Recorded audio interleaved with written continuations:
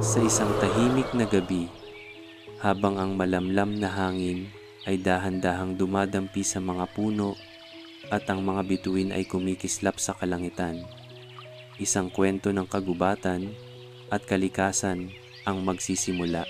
Pumikit na at magpahinga at hayaan mong ang mga alon ng hangin at ang mga lihim ng Sierra Madre ay magsilbing gabay sa iyong paglalakbay.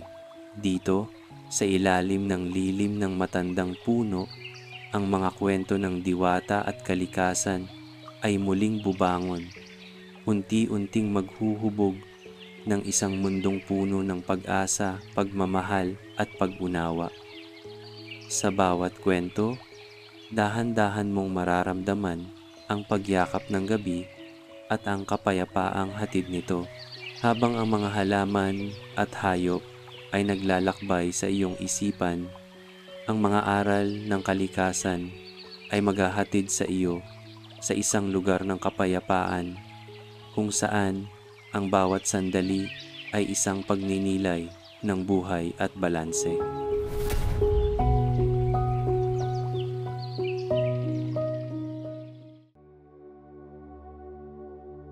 Matagal ng panahon bago pa dumating ang mga tao sa mga bundok ng Sierra Madre, ang kalikasan ay isang tahimik at masalimuot na kaharian ng buhay at balanse. Ang mga bundok, kagubatan at ilog ng lugar ay nagtataglay ng hindi masukat na yaman, mga puno, hayop at halaman na nagsisilbing buhay na patunay ng dakilang galak ng kalikasan. Ngunit tulad ng bawat likha sa mundo, may mga oras na ang balanse ng kalikasan ay nawawala.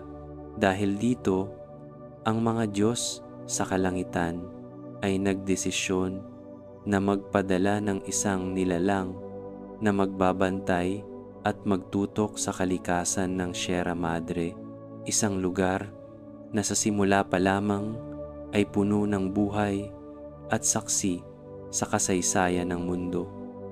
Isang araw, mula sa kalangitan, isang liwanag ang bumaba, dahan-dahan at matamis na lumapit sa kagubatan.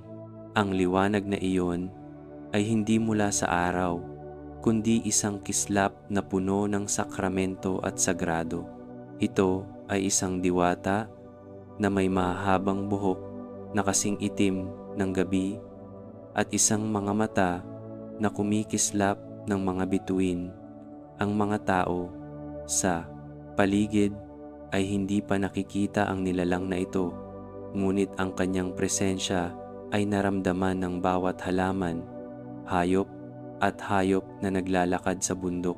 Siya ay tinawag na diwata ng kagubatan, isang nilalang na ipinadala ng mga Diyos upang magbantay, mag-alaga at magtaguyod ng balanse sa kalikasan. Ang diwata ng kagubatan ay hindi tulad ng mga diwata sa iba pang alamat. Hindi siya nakikita ng mga mata ng tao. Siya ay isang nilalang ng kalikasan, at sa kanyang bawat hakbang, ang mga dahon ng mga puno ay sumasayaw sa hangin, ang mga ilog ay dumadaloy ng maayos, at ang mga hayop ay tila mas masaya at mas magaan. Sa bawat araw, siya ay gumagala sa mga kagubatan, sa mga kabundukan at sa mga liblib na lugar ng Sierra Madre. Wala siyang palasyo, wala siyang tinuturing na bahay, kundi ang kalikasan na kaniyang pinapangalagaan at ang mga nilalang na kanyang minamahal.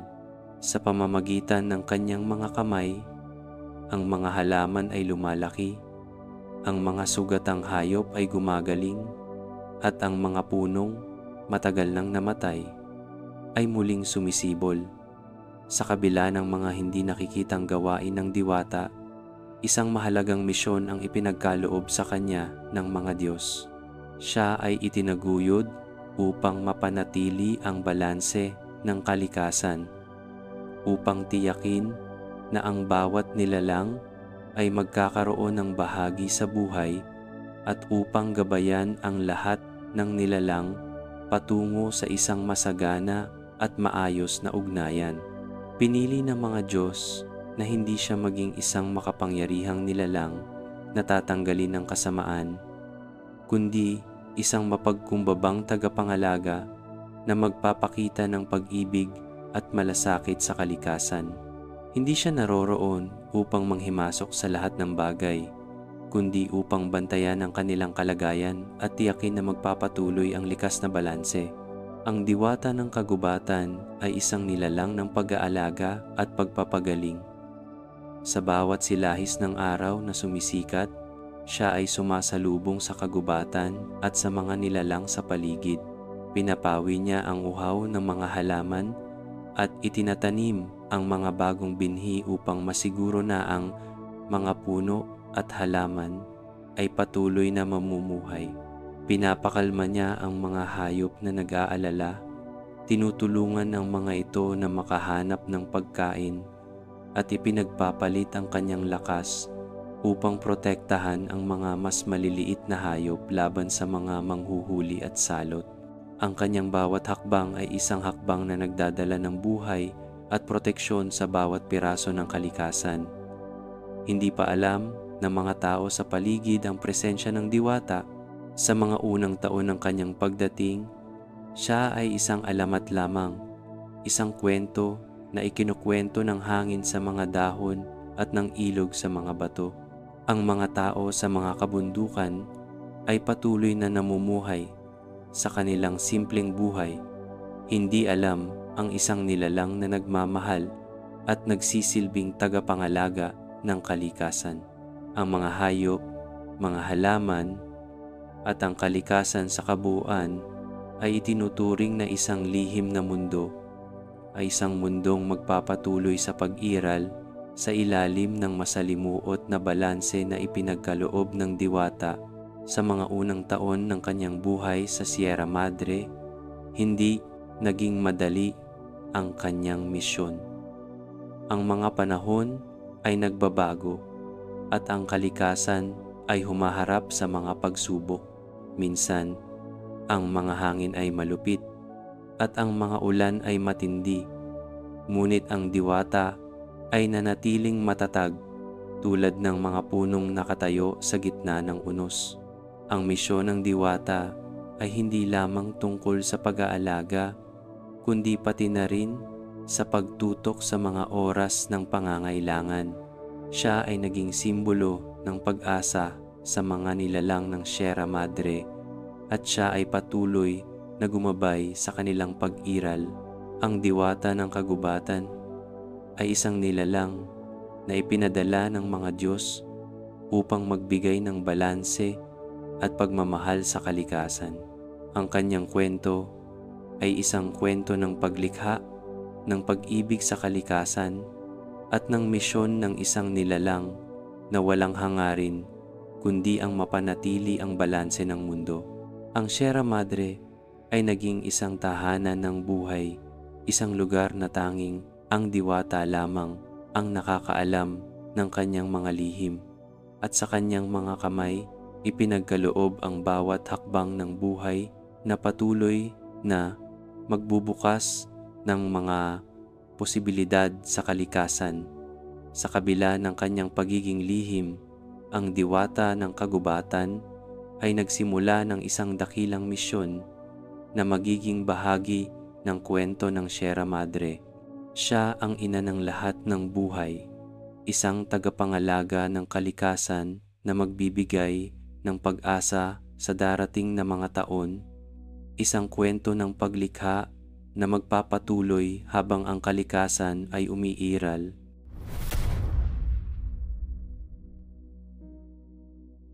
Ang Sierra Madre sa kanyang pinakamalalim na bahagi ay isang kalikasan na buhay at masigla, isang lugar kung saan ang hangin ay malinis at ang mga puno ay luntian, mga ilog ay malinaw at ang mga hayop ay malaya. Sa mga unang taon ng kanyang misyon, ang diwata ng kagubatan ay nagpatuloy sa kanyang tahimik na pangangalaga sa mga bundok. Hindi pa alam na ang mga tao na puno ng kasakiman ay unti-unting papalapit sa mga kagubatan na tanging siya ang nagmamahal at nagtatanggol. Ngunit sa isang araw, ang hindi inaasahang pagbabago ay dumating. Dumating ang isang pangkat ng mga mang-uusig. Sila ay mga tao mula sa isang malalayong bayan na ang mga mata ay puno ng kasakiman at ang mga puso'y matigas at walang malasakit. Walang malasakit sa kalikasan.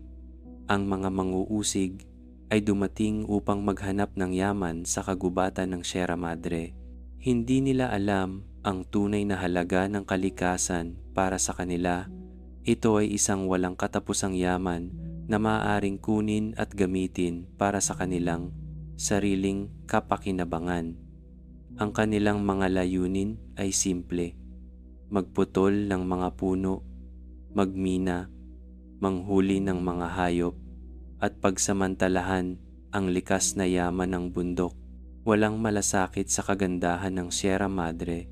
Wala silang nakikita kundi ang mga materyal na bagay na maaari nilang makuha mula rito. Dumating ang mga mang-uusig sa mga gilid ng kagubatan at sa kanilang mga kamay ay hawak nila ang mga matatalim na palakol at panghuli, handang sirain ang mga puno at manghuli ng mga hayop na matagal nang nanirahan sa kabundukan. Sa mga unang linggo, hindi agad naramdaman ng diwata ang presensya ng mga tao. Ang kalikasan ay patuloy na nagbabalik sa kanyang mga alon at sa kanyang mga alon ng hangin. Ngunit may isang masamang amoy na dahan-dahang nagsimulang magtakip sa hangin. Hindi agad siya nakaramdam ng panganib, ngunit sa paglipas ng mga araw, nagsimula siyang magtaka sa mga senyales ng pagbabago sa paligid.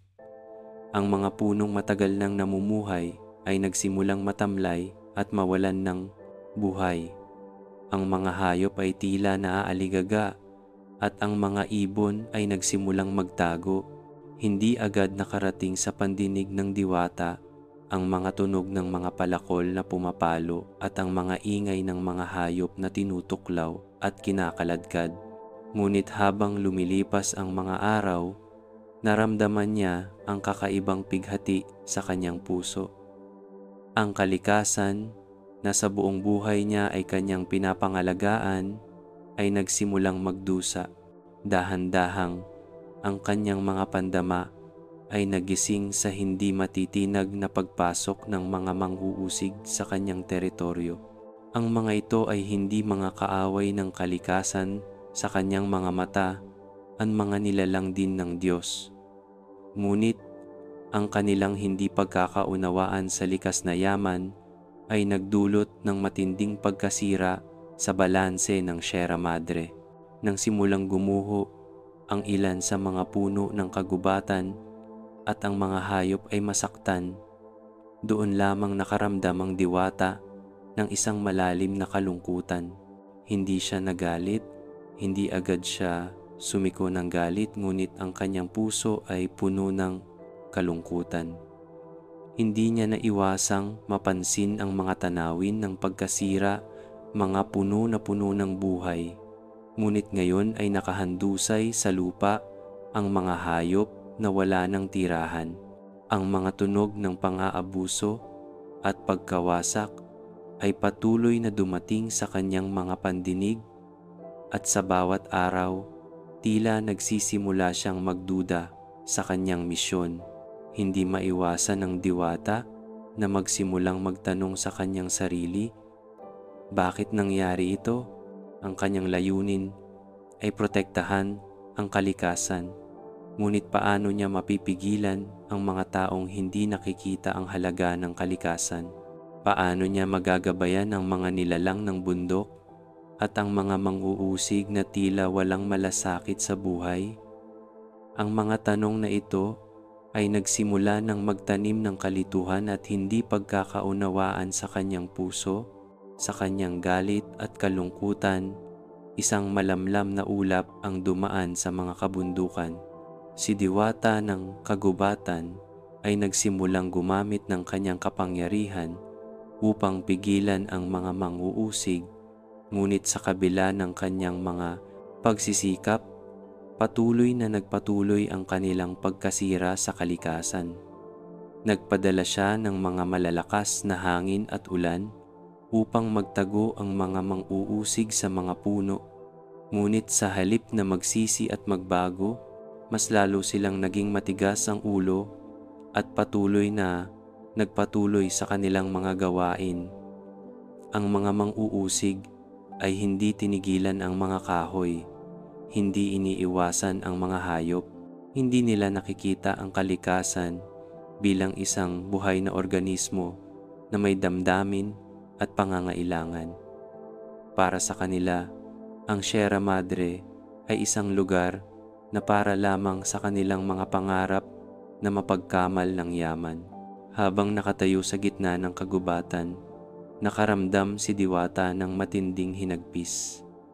Inisip niya kung anong uri ng mundo ang kaya niyang lumikha kung patuloy ang ganitong uri ng pagkasira sa kalikasan. Sa kanyang mga mata, ang kalikasan ay hindi isang bagay lamang na magagamit at pabayaan. Ito ay isang mahalagang bahagi ng buhay. Ang bawat puno, hayop at nilalang ay may kaugnayan, at ang bawat pagkawasak ng isa ay may malalim na epekto sa lahat ng iba pa. Sa kabila ng lahat ng ito, hindi siya nawalan ng pag-asa. Ang mga mang-uusig na sa simula'y tanging mga nilalang na puno ng kasakiman ay nagsimulang magbukas ng kanilang mga mata sa epekto ng kanilang mga aksyon.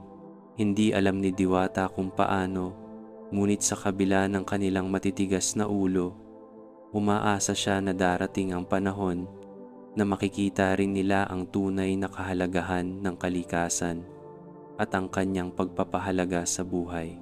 Ang pagtanggap ng mga tao sa aral ng kalikasan ay maaaring magtagumpay, ngunit ang kanyang misyon ay hindi madali at ang hinaharap ay puno ng hindi tiyak na landas.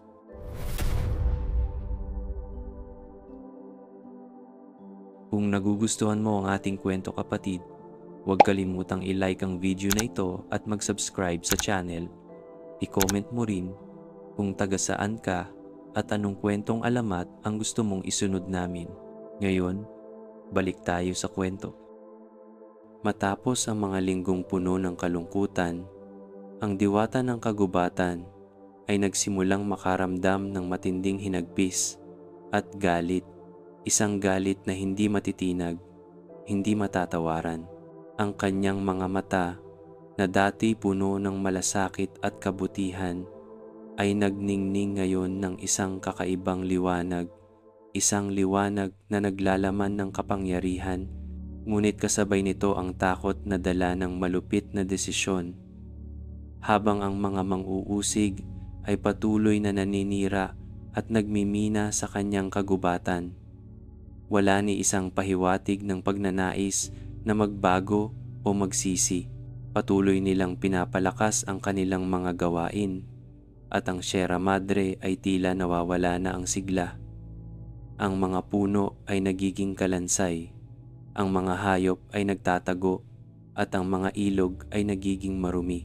Nagmumuni-muni ang Diwata sa gilid ng isang lawa. Ang tubig ay naging malabo at ang mga alon ay dahan-dahang dumadaloy, tila isang masakit na senyales ng pagkasira na hindi na matitinag. Pinipilit niyang kalmaduhin ang sarili, ngunit ang pagkabigo at galit ay hindi niya kayang pigilan. Sa bawat pag-iisip niya tungkol sa mga mang-uusig, sa kanilang hindi pagtangkilik sa kalikasan, lalong lumalala ang nararamdaman niyang hinagpis. Dahan-dahan, napagtanto ng Diwata na wala ng ibang paraan kundi ang gamitin ang lahat ng lakas na ipinagkaloob sa kanya ng mga Diyos. Mula sa kanyang katawan, unti-unting sumabog ang isang makapangyarihang enerhiya. Ang kalikasan ay nagbago, ang hangin ay dumaan ng mabilis at malakas. Ang mga puno ay nagsimulang magbuka at mag-alab, ang mga ilog ay lumundag sa kanilang mga pampang. Isang matinding bagyong dumaan sa kagubatan, Ang malalakas na hangin ay dumaan at kumalabit sa mga matatayog na puno. Ang mga alon ng tubig ay tumataas. Ang mga bato sa gilid ng mga ilog ay nababali at ang mga ulap sa langit ay nagsimulang magdilim. Si Diwata ng kagubatan, sa kanyang galit, ay ipinakita ang kanyang tunay na kapangyarihan. Hindi niya ginamit ang simpleng galit, lamang ginamit niya ang isang lihim na lakas na hindi niya kailanman naisip na gagamitin. Isang lakas na may kakayahang magdulot ng matinding pagbabago sa buong Sierra Madre. Isang lakas na may kakayahang magpagulo ng mundo ng kalikasan at magtulak sa lahat ng mga nilalang patungo sa isang sitwasyon ng pagkalito. Ito ay hindi lamang isang galit na nagsisilbing kaparusahan. Ito ay isang pagbabago na magbibigay daan sa isang bagong pag-asa o ganap na pagkasira. Nang makita ng mga manghuhusig ang malalakas na bagyo at ang biglaang pagbabago sa kalikasan, nagdulot ito ng takot sa kanilang mga puso. Ngunit sa halip na magsimulang magtakbuhan at magsisi, ang ilan sa kanila ay nagsimulang magtanggol sa kanilang ginagawa. Para sa kanila, ang kalikasan ay isang bagay na maaari nilang kontrolin. Para sa kanila, ang mga bagyo ay hindi higit pa sa isang pansamantalang pagsubok na madali nilang malalampasan. Ang kanilang kasakiman ay naging matibay na hadlang sa kanilang mata at hindi nila kayang makita ang kabutihan na tinatahak ng kalikasan.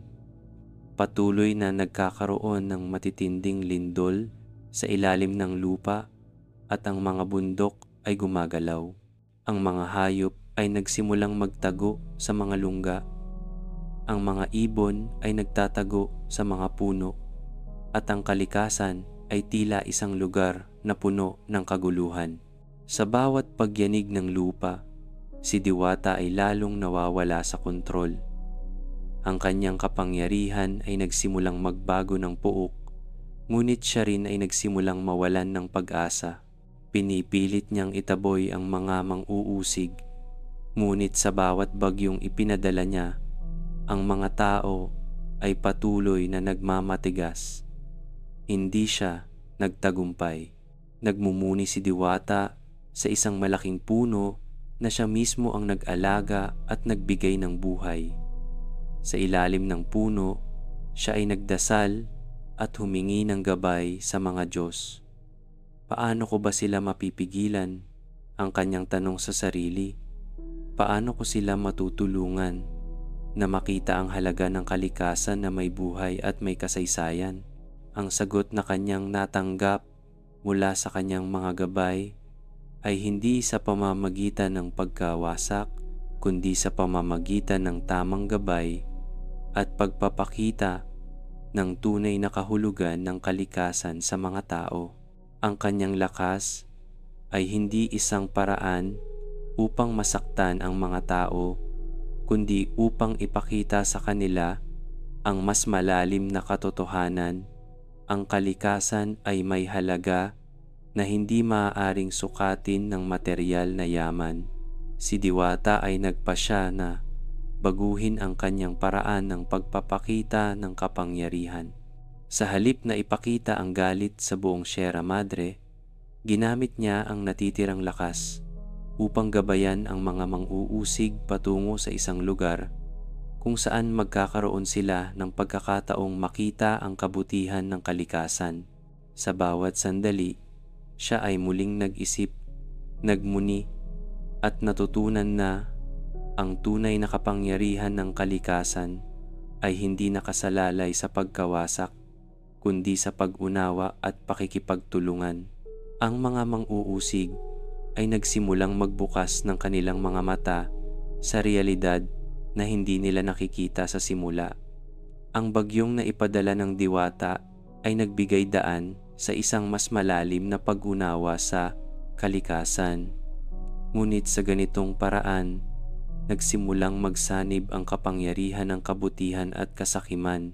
Ang laban na nagsimula bilang isang simpleng pag-aalaga ay naging isang pagsubok sa ugnayan ng tao at kalikasan, isang laban na maghuhubog sa kinabukasan ng Sierra Madre.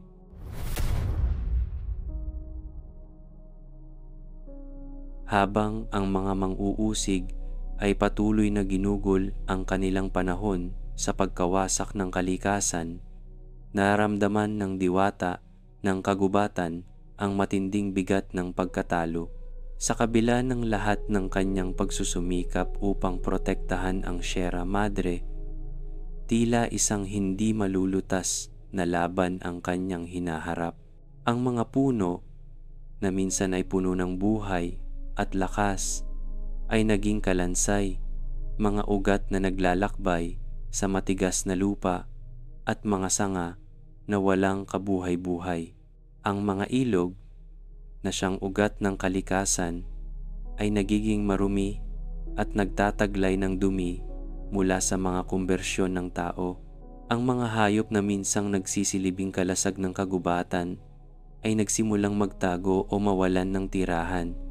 Sa bawat araw na lumilipas, mas lalong nararamdaman ni Diwata ang kawalan ng kontrol.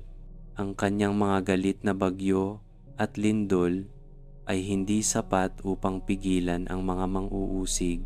Nakita niyang ang mga ito ay hindi natatakot sa mga pagsubok na ipinapadala ng kalikasan at patuloy nilang binabaliwala ang mga babala ng kalikasan. Sa mga mata ng mga mang-uusig, ang kalikasan ay isang bagay na walang halaga, isang bagay na maaari nilang pag-aari at pagkunan ng yaman. Wala silang pakialam sa pinagmulan ng mga puno, mga hayop at ang buong ecosystem ng Sierra Madre. Para sa kanila, ang lahat ay isang negosyo, isang daan upang kumita, at ang kalikasan ay hindi pinahahalagahan bilang isang sagrado at buhay na organismo. Ngunit si Diwata, na sa mga nagdaang linggo ay puno ng galit at kalungkutan, ay nagsimulang mawalan ng pag-asa.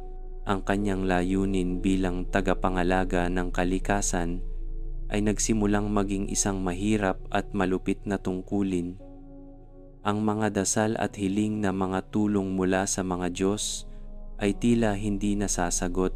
Ang bawat lihim na kapangyarihan na ipinagkaloob sa kanya ng kalikasan at ng mga Diyos ay nagsimulang magdulot ng kalituhan at pagkabigo. Hindi na siya nakakapaghintay para sa tulong o pag-asa mula sa mga tao.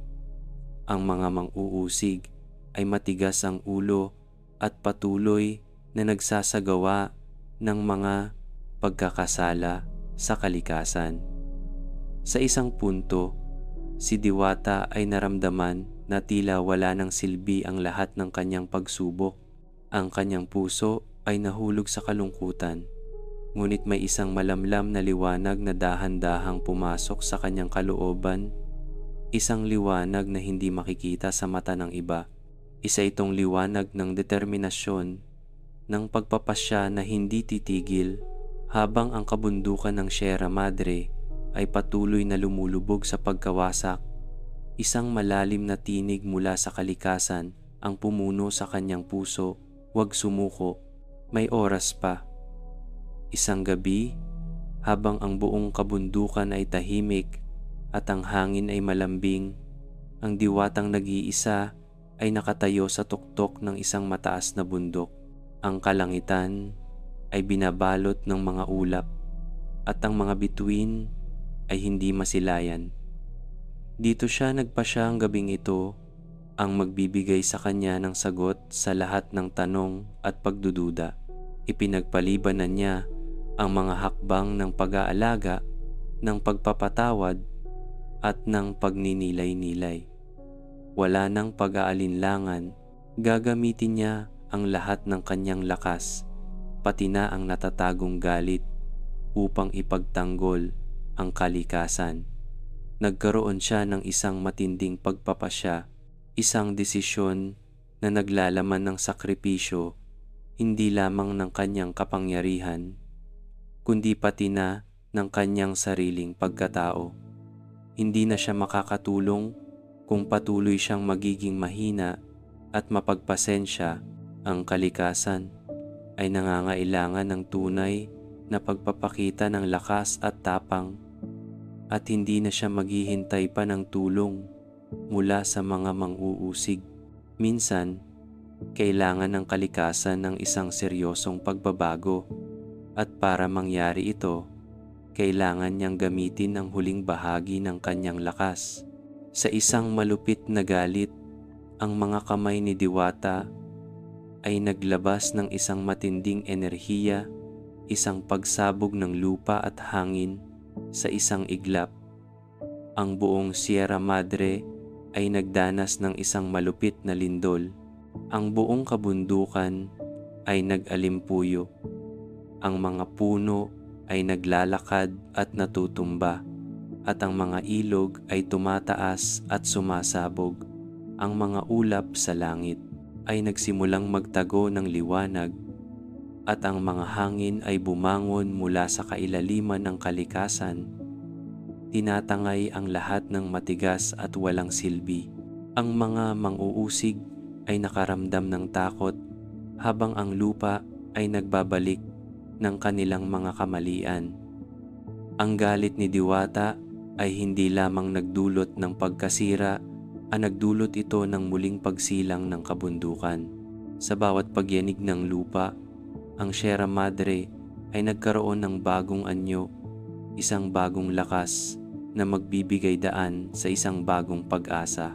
Sa kabila ng lahat ng pagkawasak, ang kabundukan ay patuloy na magbibigay buhay. Ang mga puno na nasira ay magbabalik muli, ang mga hayop ay magtatagumpay at muling mabubuhay. Ang kanyang galit ay hindi naging kalaban, kundi naging isang puwersa ng pagbabago, isang muling pagsilang ng kalikasan. Si Diwata, bagamat puno ng kalungkutan, ay nagpasya na hindi hahayaang mawala ang kahalagahan ng kalikasan. Ipinakita niya sa mundo ang tunay na halaga ng Sierra Madre. Ang mga mang-uusig ay natutunan ang mahirap na leksyon, ang kasakiman ay may kapalit, at ang kalikasan ay hindi maaaring ipagwalang bahala. Ang kabundukan sa kanyang muling pagsilang ay nagiging simbolo ng pagpapasiya, ng lakas at ng sakripisyo.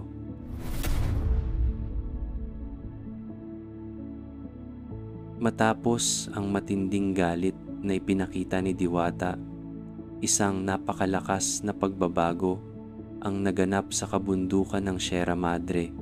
Sa kanyang galit, ang kalikasan ay nagsimulang magbago sa isang hindi inaasahang paraan. Ang mga bundok na dati malalambot at matatag ay nagsimulang magkaroon ng matatarik na taluktok. Ang mga taluktok ng mga bundok ay naging matalim, at ang mga puok na dating luntiang parang paraiso ay napalitan ng matitinding bangin at malalalim na lambak.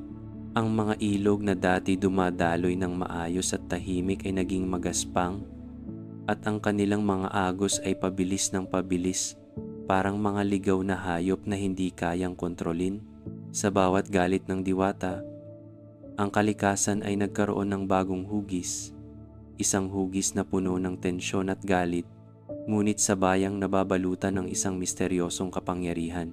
Ang kanyang galit ay nagbigay ng isang malawak na pagsabog ng kalikasan, at lahat ng bagay sa paligid ay nagbago. Mga bundok na gumalaw, mga puno na nagbukas at nagsimulang maghati sa sarili nilang mga ugat.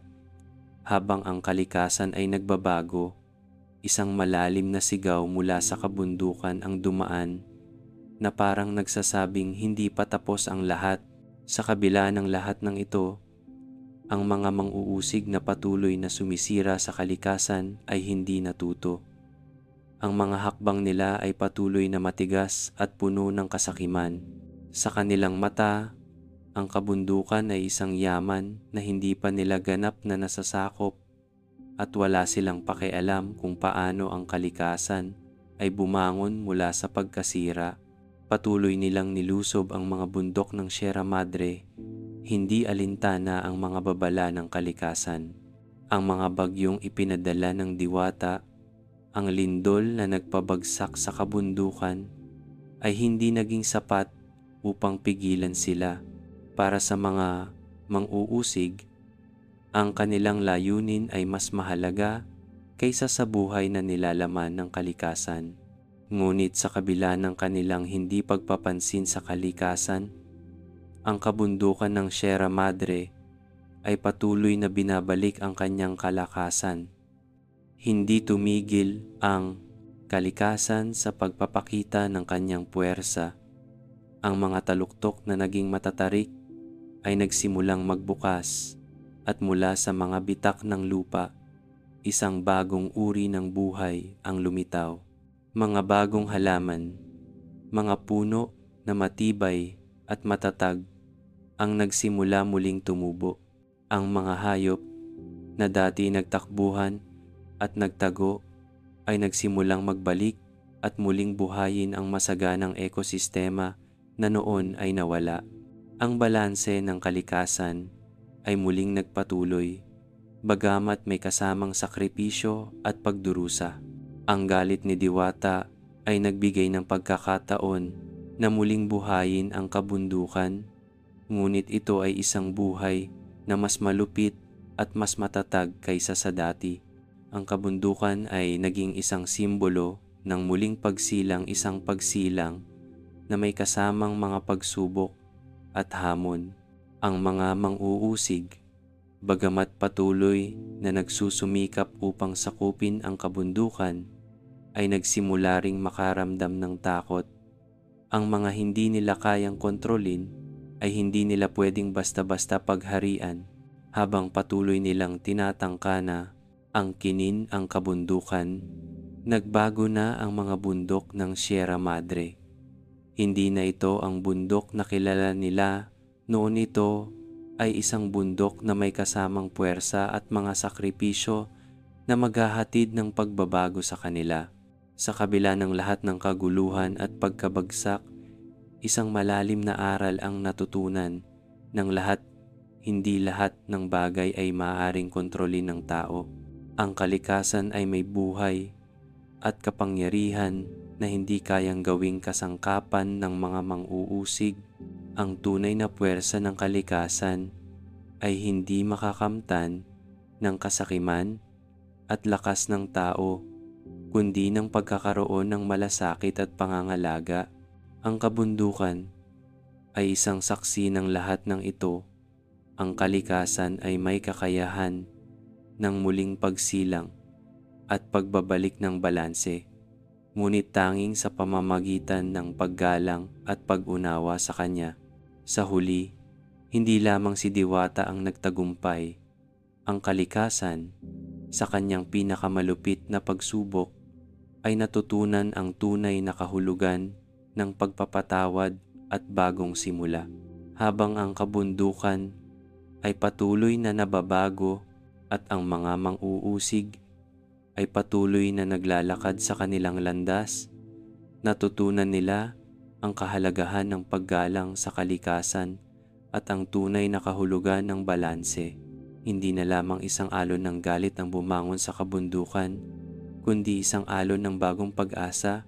Ang Sierra Madre ay muling nabuhay, hindi na bilang isang lugar ng sakripisyo at pagkawasak, kundi bilang isang lugar na nagpapakita ng tunay na kapangyarihan ng kalikasan, ang kapangyarihan ng buhay, ng pagbabago at ng muling pagsilang.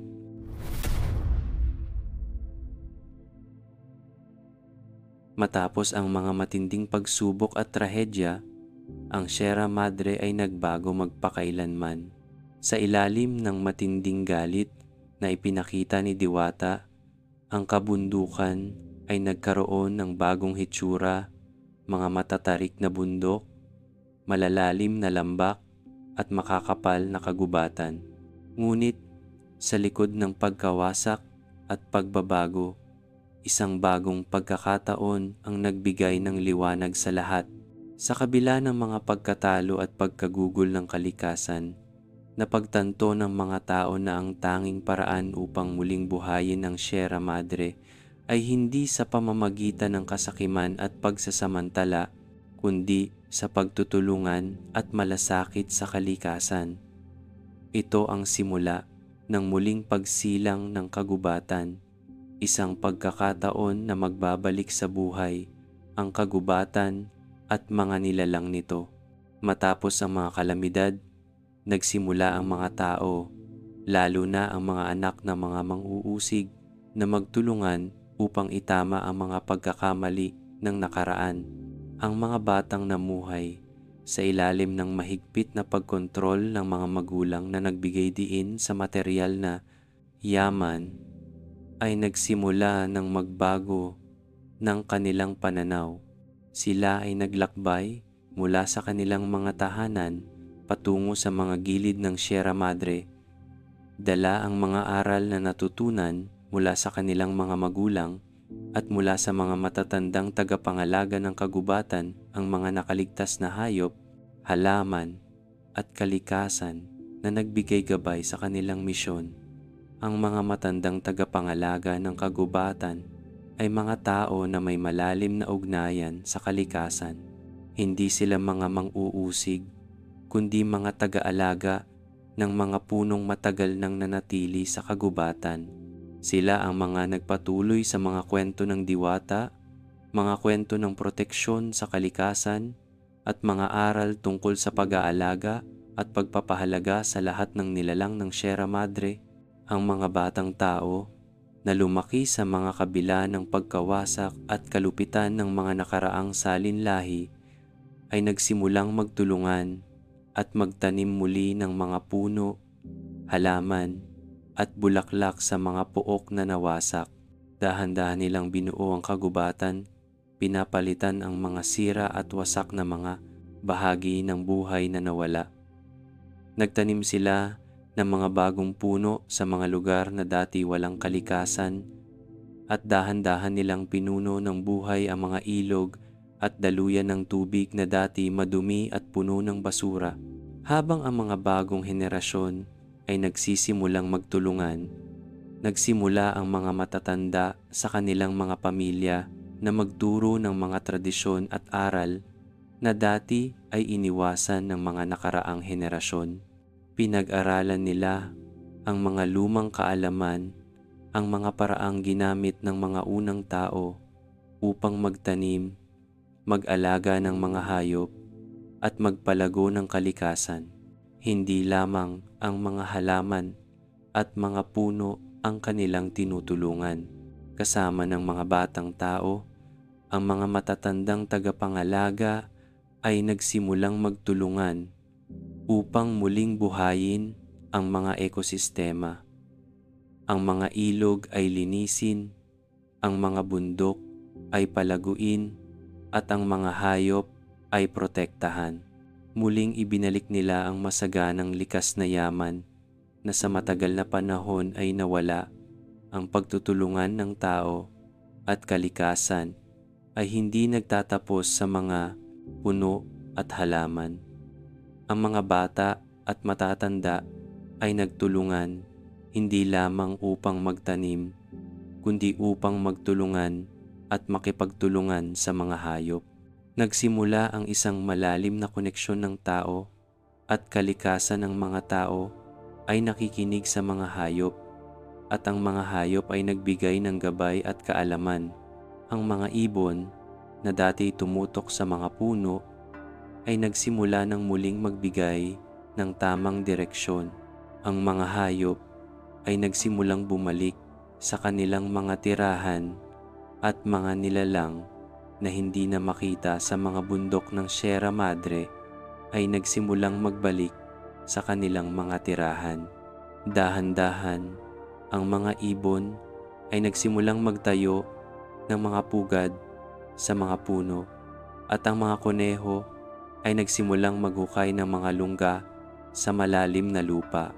Habang ang mga nilalang na ito ay muling bumalik, ang mga tao naman ay nagsimulang magtulungan sa iba pang aspeto ng buhay.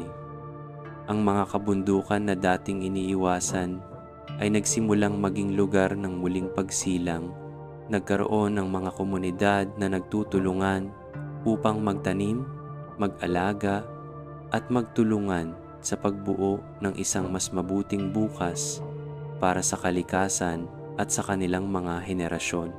Ang mga kabundukan ng Sierra Madre na dati puno ng pagkasira ay nagsimulang magbago. Hindi na ito isang lugar na pinagmumulan ng yaman na maaaring samantalahin ng tao, kundi isang sagrado at mahalagang lugar na nagsisilbing tahanan ng lahat ng nilalang.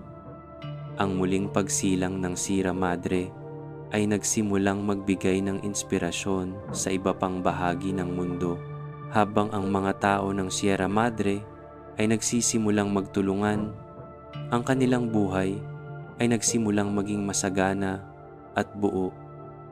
Hindi na lamang ang mga hayop ang nagiging bahagi ng kalikasan, kundi pati na ang mga tao. Ang Sierra Madre na muling nabuhay ay nagsimulang maghatid ng buhay, kaligayahan at kasaganaan sa mga tao at nilalang. Ang pagtutulungan at pagkakaroon ng malasakit sa kalikasan ay nagbigay ng bagong pagkakataon para sa bawat isa, at isang makulay na pag-asa ang sumik sa puso ng mga tao ng Sierra Madre. Hindi lamang ang mga halaman at puno ang muling nabuhay. Ang bawat hakbang ng tao patungo sa kalikasan ay isang hakbang patungo sa mas magandang bukas. Ang mga kabundukan na dati puno ng pagkasira ay muling nagbigay buhay, at sa mga nilalang na nanirahan sa kabundukan, ang Sierra Madre ay nagsimulang maging isang simbolo ng pag-asa, pagtutulungan at pagkakaroon ng bagong simula.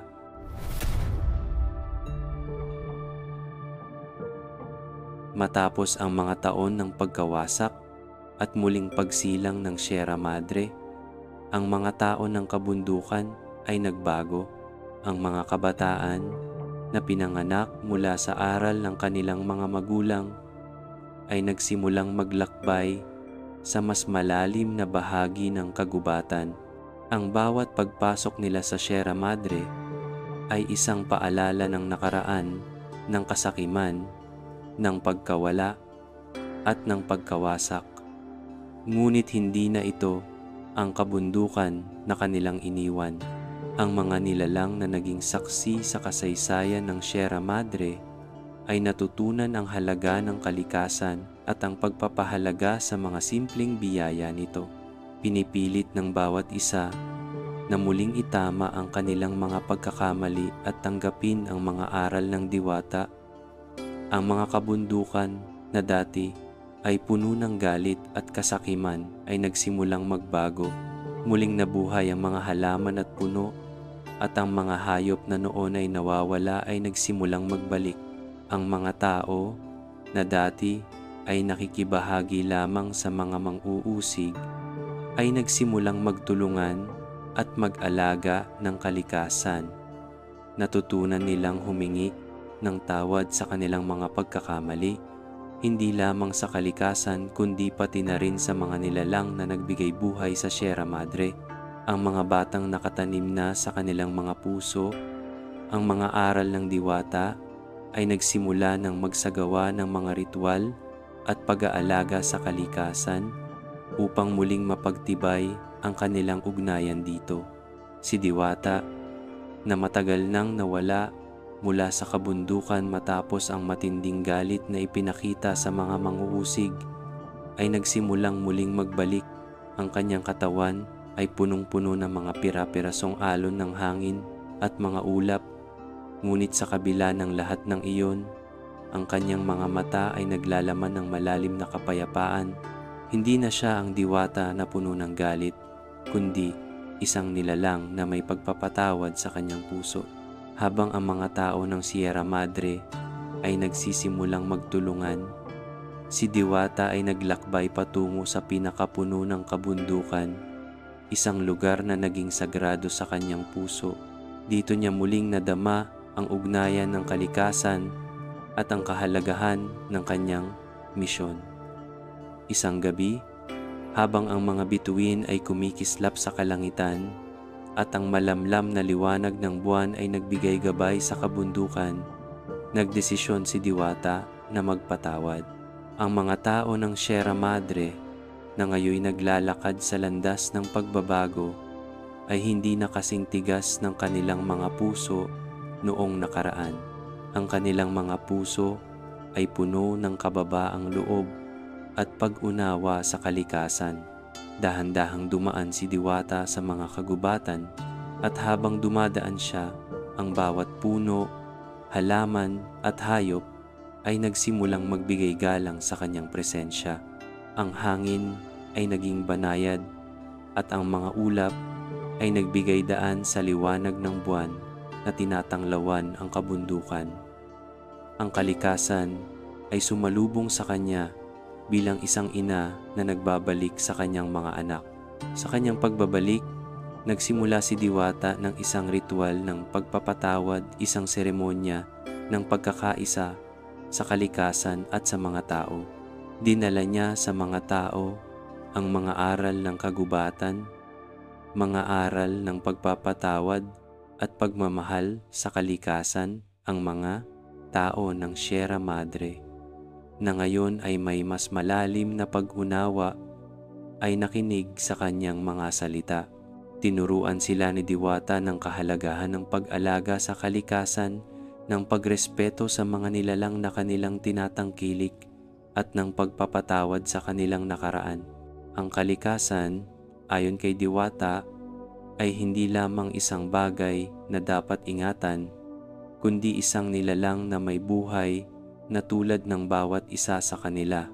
Habang ang mga tao ay nagsimulang magtanim ng mga bagong puno, mag-alaga ng mga hayop at maglinis ng mga ilog, ang mga bundok ng Sierra Madre ay muling nagsimulang magbago. Ang mga ulap ay nagbigay daan sa isang malinis na kalangitan at ang mga hangin ay nagdala ng malamlam na hangin sa kabundukan. Ang mga ilog ay nagsimulang magdaloy muli ng malinaw na tubig at ang mga puno ay muling nagbigay lilim sa mga nilalang ng kagubatan.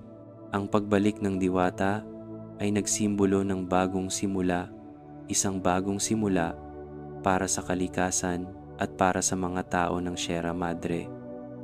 Ang pagtanggap ng mga tao sa mga aral ng Diwata at ang kanilang pagpapatawad sa kanilang nakaraan ay nagsilbing tulay patungo sa isang mas maganda at masaganang bukas.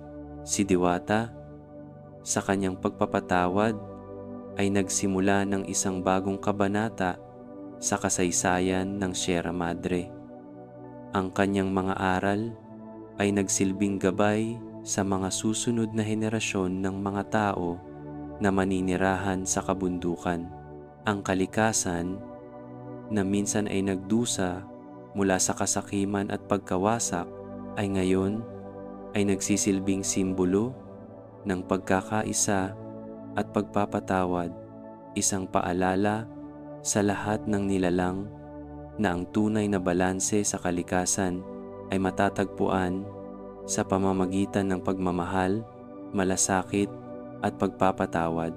Simula noon, ang Sierra Madre ay hindi na lamang isang lugar ng kasaysayan at trahedya.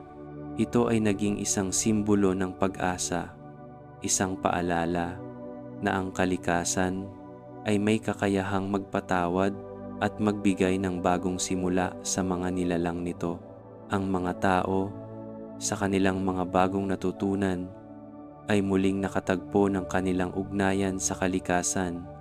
Muling binuhay ni Diwata ang kagubatan, hindi sa pamamagitan ng galit, kundi sa pamamagitan ng pagpapatawad at pagmamahal. Ang mga bundok, ilog at kagubatan ng Sierra Madre ay nagsimulang magbigay ng masaganang buhay sa mga tao at mga hayop, isang buhay na puno ng respeto, pagkakaisa at malasakit sa kalikasan.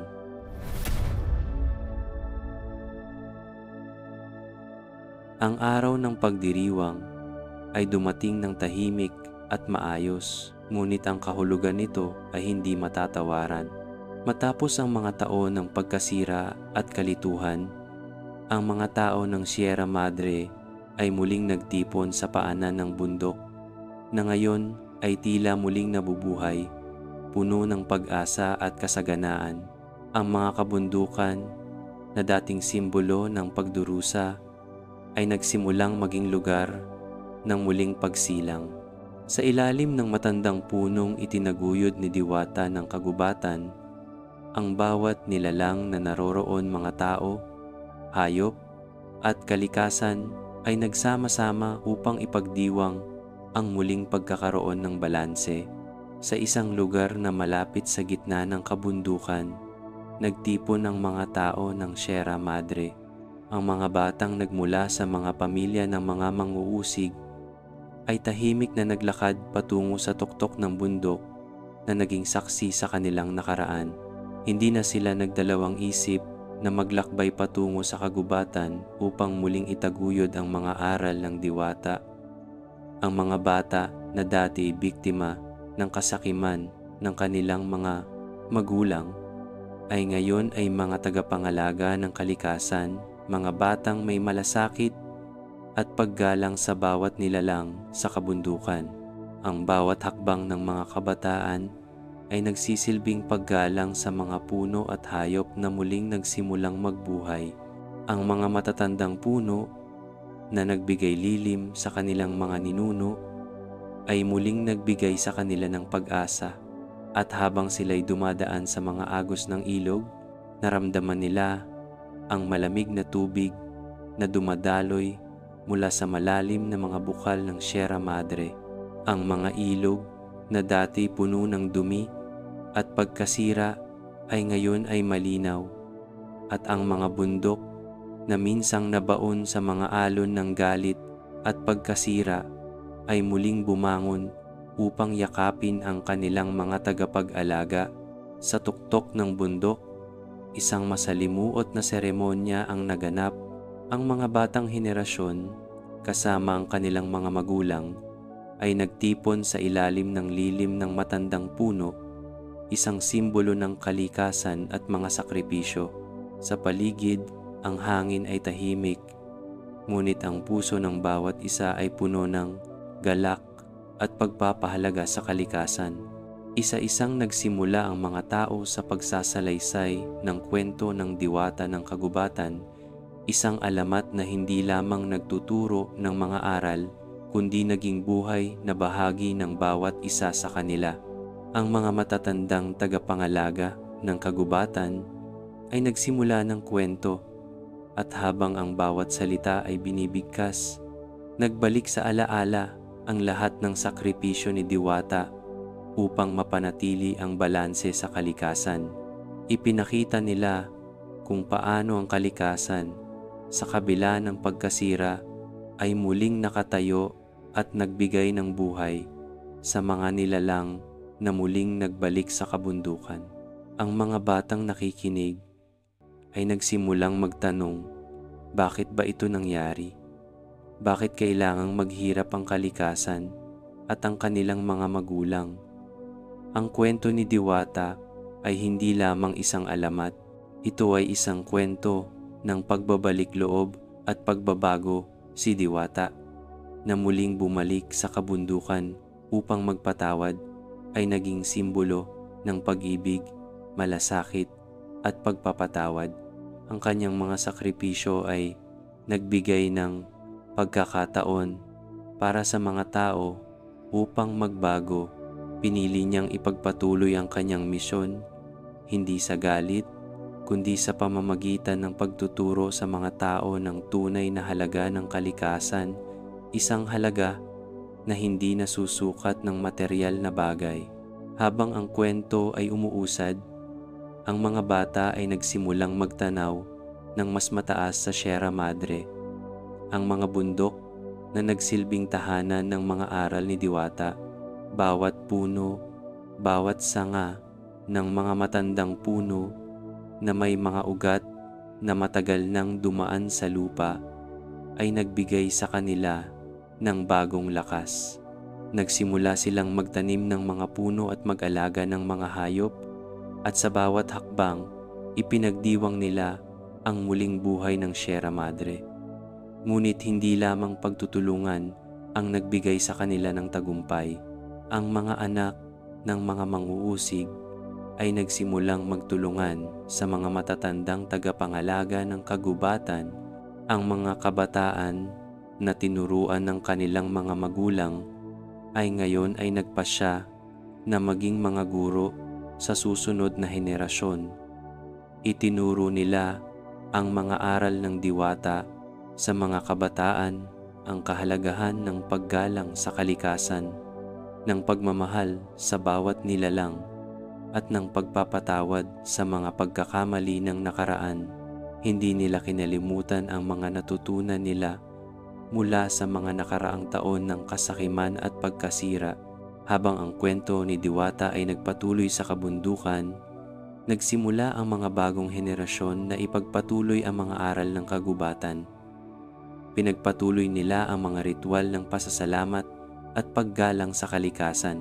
Ang mga batang ipinanganak mula sa mga magulang na nagbago ng kanilang pananaw ay muling nagbigay halaga sa mga simpleng biyaya ng kalikasan.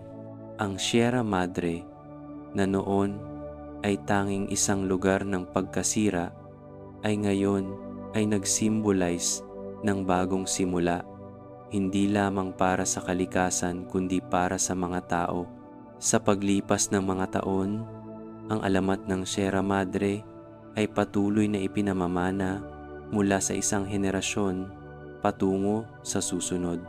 Ang mga kwento ng Diwata ay nagsisilbing gabay sa mga kabataan na tinutulungan silang magtulungan at mag-alaga sa kalikasan. Ang mga bundok ng Sierra Madre ay nagsimulang magbukas ng mga bagong oportunidad. Ang mga tao ngayon ay nag-aalaga ng kalikasan, ay patuloy na nagsisilbing tagapangalaga ng kagubatan at kalikasan. Hindi lamang sila mga tagapagligtas ng kagubatan, kundi mga tagapagtanggol ng balanse sa buong Sierra Madre. Sa huli, ang alamat ng Diwata ng kagubatan ay naging isang buhay na kwento na patuloy na magbabalik ng mga aral sa mga bagong henerasyon. Ang mga anak ng mga manguusig ay naging mga tagapangalaga ng kalikasan, at ang kanilang kwento, ang kwento ng pagpapatawad at muling pagsilang, ay magpapatuloy sa loob ng Sierra Madre, isang paalala ng kahalagahan ng pagkakaisa, malasakit at pagmamahal sa kalikasan. At dito nagtatapos ang kwento ng Sierra Madre, isang alamat ng sakripisyo, pagpapatawad at muling pagsilang. Ang kabundukan na minsang naging saksi ng pagkasira at pagdurusa ay ngayon ay isang simbolo ng buhay at pag-asa. Mula sa mga aral ng Diwata, natutunan ng mga tao ang kahalagahan ng kalikasan at ang pag-aalaga sa bawat nilalang na nakatira rito. Ang alamat ay patuloy na ipinapasa sa bawat henerasyon, isang gabay na magsisilbing paalala ng ugnayan ng tao at kalikasan. Habang ang Sierra Madre ay patuloy na nagbibigay buhay, ang kwento ng pag-asa ay magpapatuloy, walang katapusan.